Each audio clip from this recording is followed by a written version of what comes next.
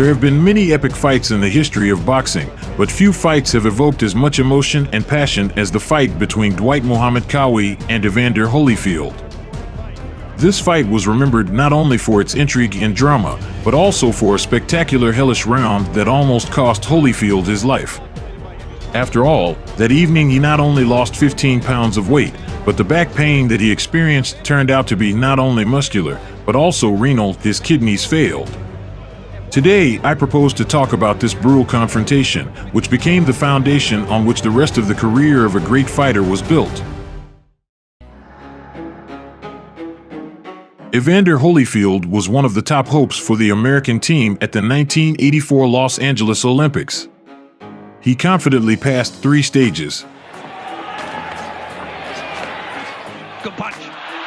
Perfect, right. In the semifinals, he was opposed by New Zealander Kevin Barry. The duel turned out to be dirty. In the second round, Evander knocked out Kevin with a left hook. Disqualification. Oh, he's got it. However, at the moment of impact, the referee's command sounded. After a long trial, Holyfield was disqualified and received a bronze medal. This moment only strengthened the boxer's desire to prove his worth in the professional ring. On November 15, 1984, Evander, along with fellow U.S. Olympic teammates Pernell Whitaker, Virgil Hill, Mark Breland, Meldrick Taylor, Tyrell Biggs, made his professional boxing debut. Holyfield was rapidly gaining momentum. For 11 fights, he reached the status of a contender for the title, and his opponent was a former prisoner, WBA world champion Dwight Muhammad Qawi. Before the bout, there were those who wondered if 23-year-old Holyfield had bitten off more than he could chew by agreeing to fight 33-year-old Qawi, who had breathed new life into his career after winning the title in the second division. Qawi had a huge advantage over Holyfield in the experience of performing in the professional ring. Qawi dominated the light heavyweight division. He took revenge for the only loss in his career from Johnny Davis. He went past former champion Mike Rossman and the great James Scott in succession. In the title fight, he defeated Matthew Saad Muhammad and became the new WBC world champion. After 2 title defenses and a rematch with Matthew Saad Muhammad, Qawi entered the unification bout.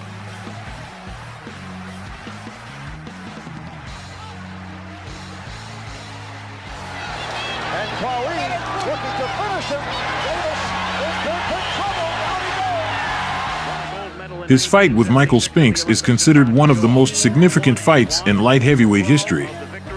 In the 8th round, Qawi was able to knock Spinks down, but Michael kept the fight under control and won by decision.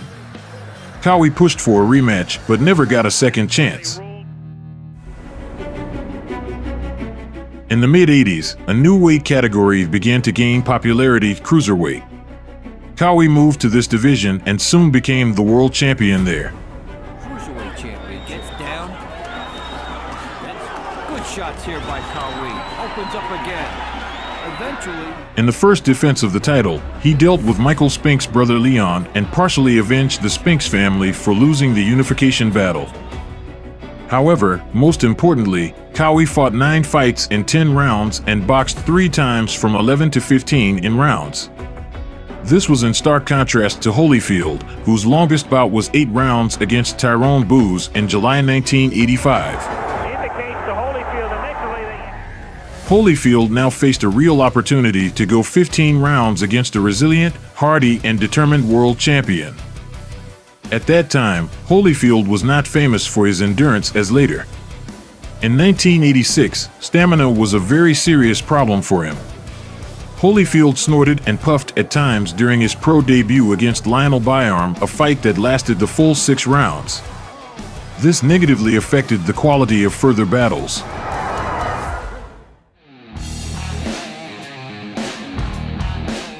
In order to get Holyfield through 15 tough rounds, trainers Duva and Benton, along with fitness specialist Tim Hallmark, developed a comprehensive plan to increase his endurance.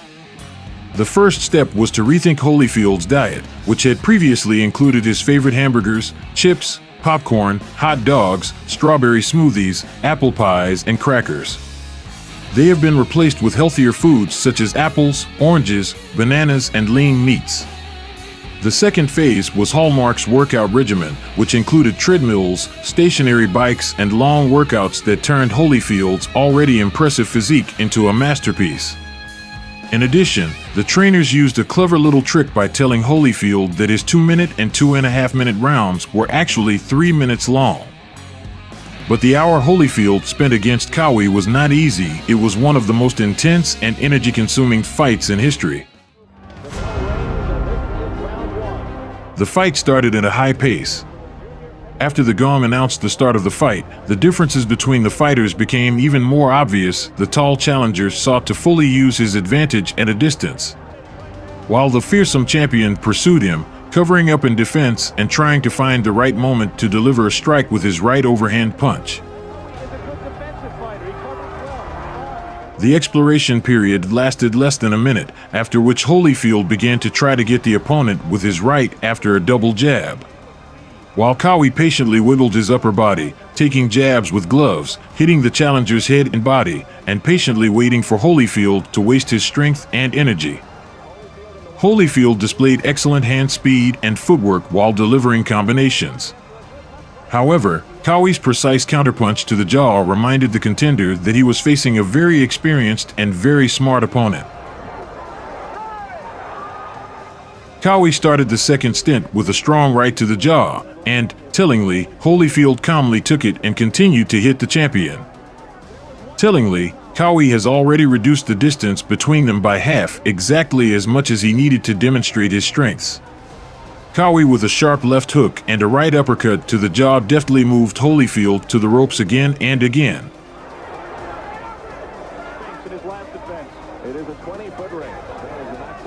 As long as things were going well for him, the pace was increasing, which increased the likelihood of Holyfield burning out in championship rounds 11 through 15 or even earlier.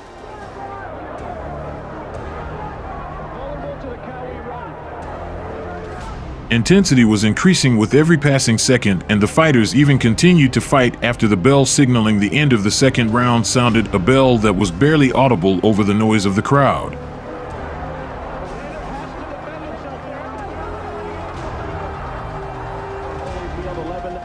During the beginning of the third round, Holyfield attempted to end the fight early, but Cowie calmly evaded most of the strikes and, after a short pause, resumed his determined pursuit. Many of his body shots hit low, prompting referee Vinny Reynon to warn Cowie repeatedly, but his overhand punches were accurate and seemed more powerful, at least at that moment. Holyfield agreed to engage in positional warfare with Cowie. However, the main difference between them at this stage was the intensity of their work. Holyfield was constantly in motion, using his hands and feet, while Cowie was boxing at an uneven pace. If it had been a 3-round amateur fight, Holyfield would have won by the end of the third stint. But now he had to complete 4 more such fights in a row in the burning heat and against an opponent armed with ingenuity, stamina, and endurance. The fourth round began with Holyfield starting to wonder how he would get through 15 rounds. He retreated to the ropes and allowed Cowie to attack from close range for almost a full minute. When Duva yelled, turn him," Holyfield moved to the center of the ring and bombarded Cowie with light but accurate punches.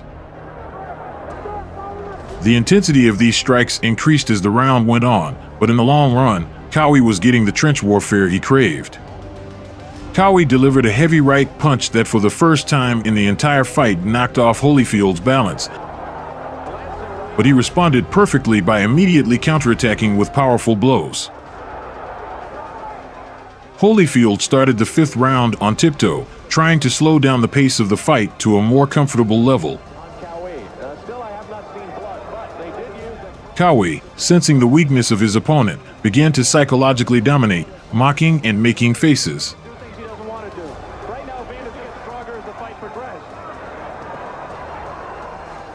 Cowie showed the best result in the 5th round, which cannot be said about Holyfield, as his body and mind began to fail him.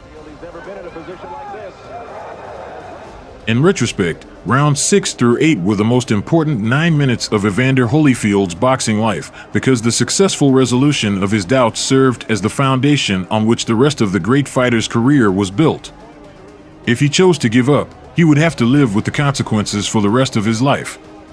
It would have been his first professional defeat. He would have lost untold tens of millions of potential future earnings and probably would have fallen into obscurity. He displayed champion spirit and proved to himself that he could handle extreme pressure. His body was losing fluid at a dangerous rate, but Holyfield was able to hold on thanks to his mental strength, which allowed him to put on the best performance of his life. And Cowie, being a proud champion, made Holyfield reflect on his game and answer these questions. In the 9th round, Holyfield finally found the perfect distance where he could hit with maximum efficiency while limiting Cowie's punching ability. He consistently jabbed hard, pushing Cowie off and throwing short right uppercuts and hooks without getting an adequate response.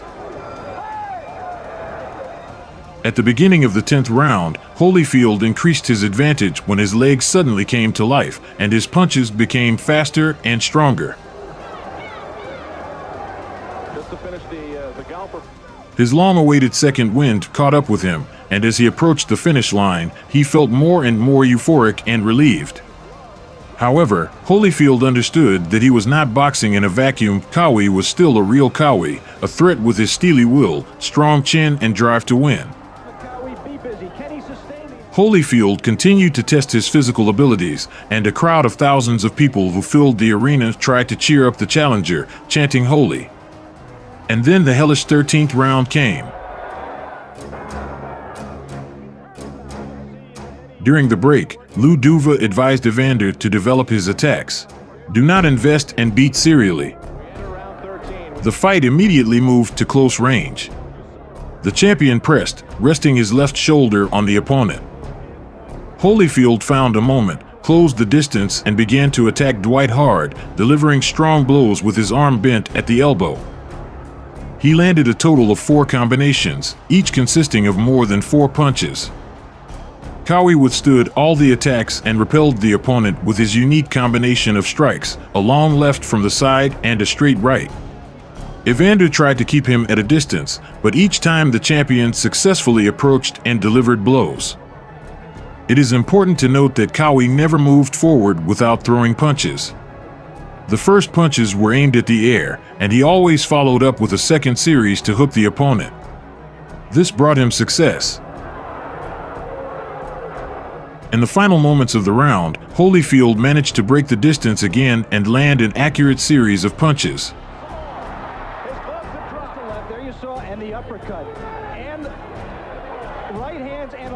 The round ended to a roaring applause from the crowd. Holyfield won the 13th segment, which became decisive in the entire fight.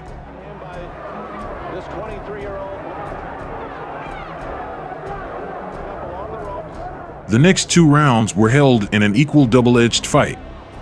The opinions of the judges were divided. One counted in favor of Cowie, 143 to 141. And the other 2 counted in favor of Holyfield, 144 to 140 and 147 to 138. Evander became the new WBA cruiserweight champion of the world. It was the first title in his career.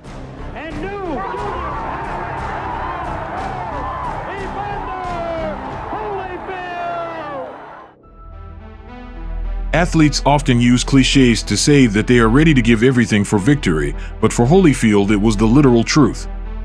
During the fight, he lost 15 pounds and suffered back pain that turned out to be not only muscular, but also renal. His kidneys were failing.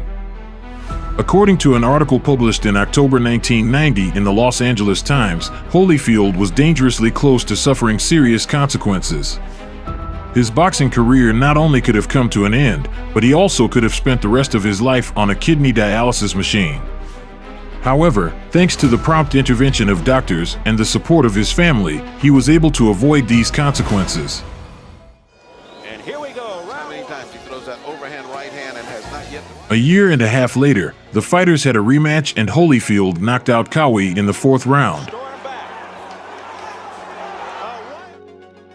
He then became the only heavyweight in history to win 4 separate championship titles in a 26-year career that ended in 2011.